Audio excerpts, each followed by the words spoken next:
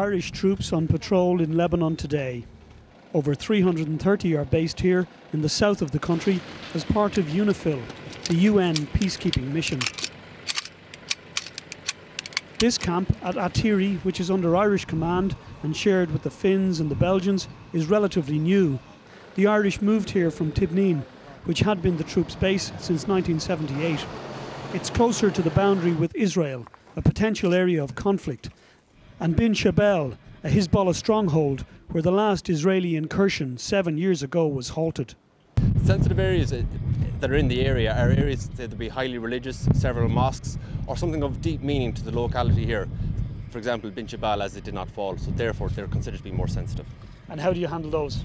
Again, the same way. We have key leader engagements with local mayors. We have civic activities with local charity organisations. Our troops would go and approach and meet, are friendly with everyone they come across. The Irish battalion commander describes the threat level here as medium. The situation at present calm but unpredictable. The Syrian conflict has increased tensions in the region, and while many Hezbollah fighters have left the area for conflicts in the north of the country, the fear is they will return with the experience and skills of war that could prove a greater threat to the peace here. Lebanon is very much a confessional state. The Shia community, who are the predominant community in the south of Lebanon, many of their individuals are active in Hezbollah, and Hezbollah, as you know, are also active in the Syrian conflict. So nobody in Lebanon is anxious that, if you like, that the contagion of intersector or sectarian strife spread from the Syrian conflict into Lebanon. So I think great efforts have been made everywhere on the ground here in Lebanon to prevent that, if you like, contagion from spreading. UN Post 652 is one of two frontline posts in this sector along the boundary with Israel. An all-Irish forward base, its duties include area domination and patrols to prevent rocket attacks being launched from here on Israel. I don't think that you would feel more isolated. I think because of the amount of patrols that are passing the location, you know that there's always different contingents working in the area.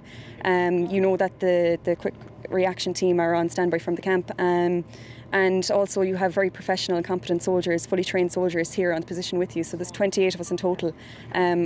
So no, I don't think that you'd feel more isolated out here at all, no.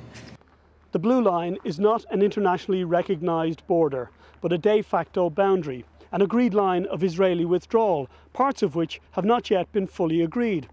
The blue barrels mark the points of agreement so far, and the role of the Irish troops here is to monitor that agreement, to constantly assess the situation, and ultimately to prevent any conflict within its area of responsibility. Paul Reynolds, RTE News, The Blue Line, Lebanon.